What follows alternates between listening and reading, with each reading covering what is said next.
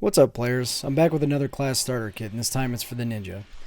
At the beginning of an expansion, I typically level all of the tanks first, but I had such great time with ninja at the end of Stormblood I decided to take a detour before going full edgelord on the Dark Knight, so here we are.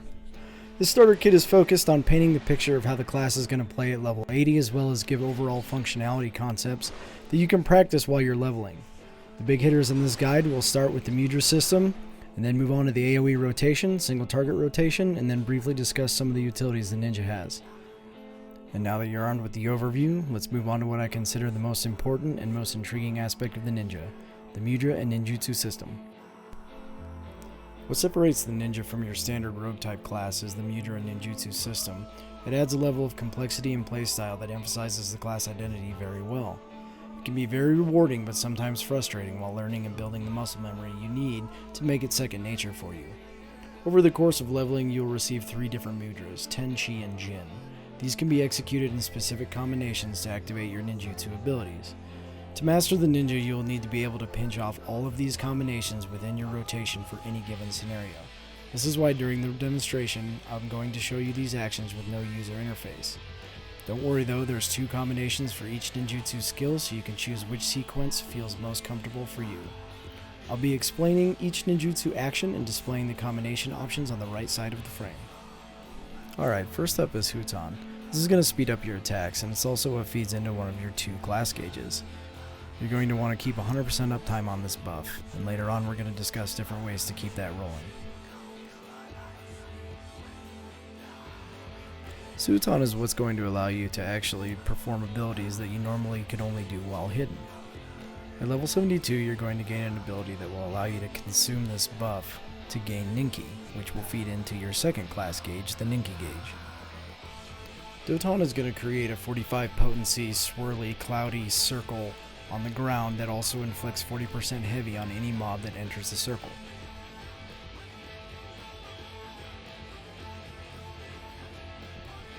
Fuma Shuriken only requires 1 Mudra press and hurls a giant shuriken at the target. Who knows where your character was hiding that thing? Raiton is another direct damage ninjutsu, with a little bit more potency, and it only requires 2 mudras to activate. Keiton is your AoE damage ninjutsu, and it also only requires 2 mudras to activate.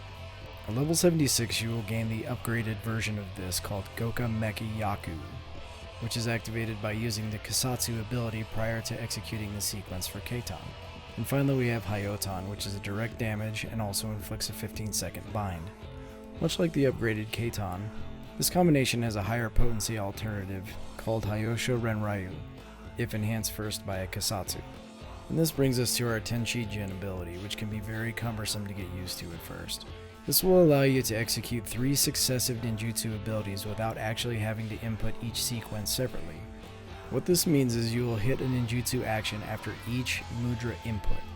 In this example, I'm actually using the sequence for Suton, which is a very common use for Tenchi Jin. By strange coincidence, my most comfortable combination to do Suton is Tenchi Jin. So I'll press 10 and then get a Fuma, Chi, and then get a Raiton, Jin, and then I'll get my Suton. This ability can take a little while to get used to. So to avoid you looking like an idiot like I did for the first few dungeons after I got this skill, here's a couple tips. Always remember you cannot move while under the effect of this ability or it'll break the sequence. And be very tactical about when you use this ability, as you'll need to maintain a sight line on the boss, and you'll need to make sure that you're not going to be standing in anything that's going to kill you for the duration.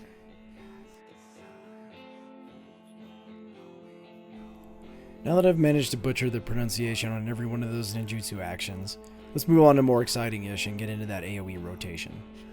Unlike the very brief discussion we had on this subject in my Gunbreaker guide, the ninja has quite a few more options here.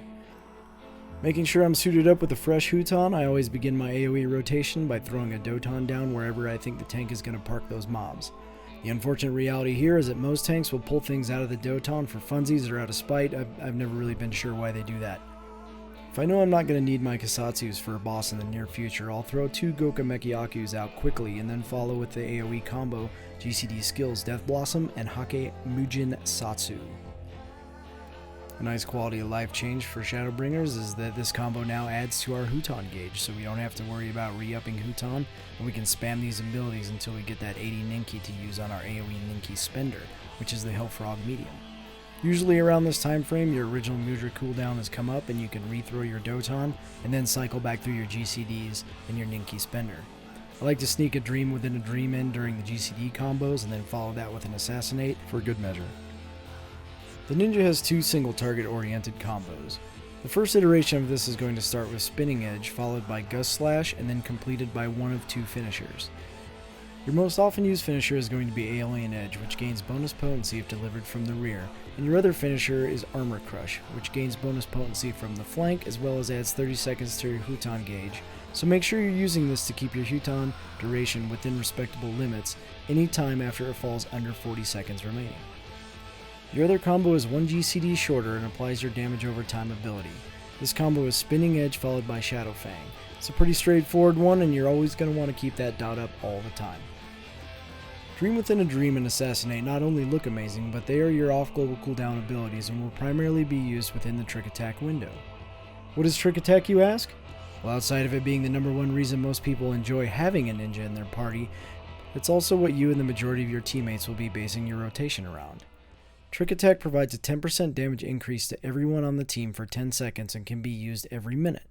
The drawback to this ability is that you can only execute it while you're hidden, which is why we use the Mudras and Ninjutsu so frequently in this rotation to allow access to this ability while in combat.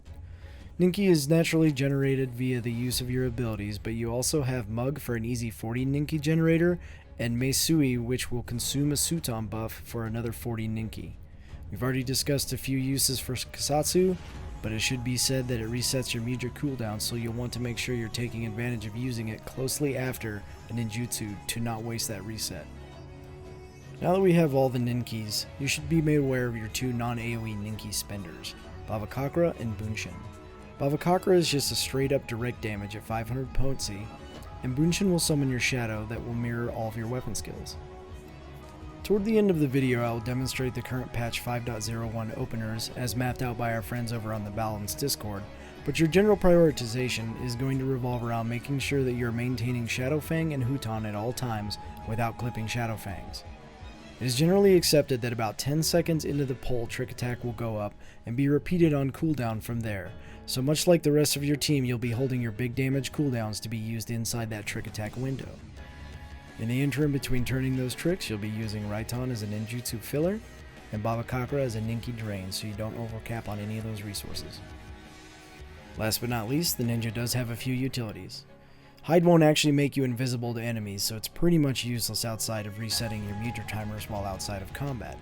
You'll see most ninjas apply a Huton and immediately hide to get ready for the next pull. Shikuchi is a teleport that can be clunky at times, but once you get familiar with using it, you can get out of some tough spots with it and rapidly move between mechanics. Shadeshift is a defensive cooldown that will grant you a decent health barrier if you have time to take a few hits.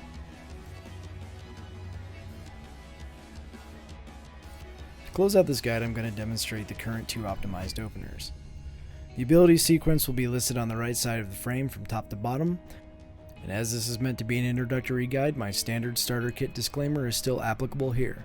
If you're new to the class, do not obsess on pulling off these openers perfectly or your output will definitely suffer. Much like getting comfortable with the Mudra system and building muscle memory, you need to be comfortable with the class before you start focusing on putting out the flawless execution. These openers have been known to change from patch to patch, so as usual, I'll put the link for the Balance Discord in the comments below so you can stay updated.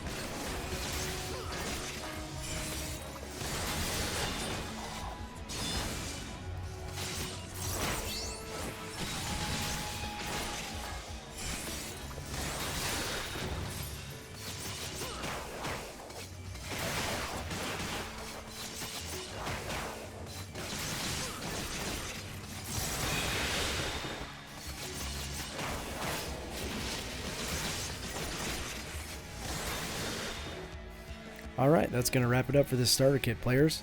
I plan to move on to the Dark Knight next and finish out the tanks, and then who knows where Yoshi will take me.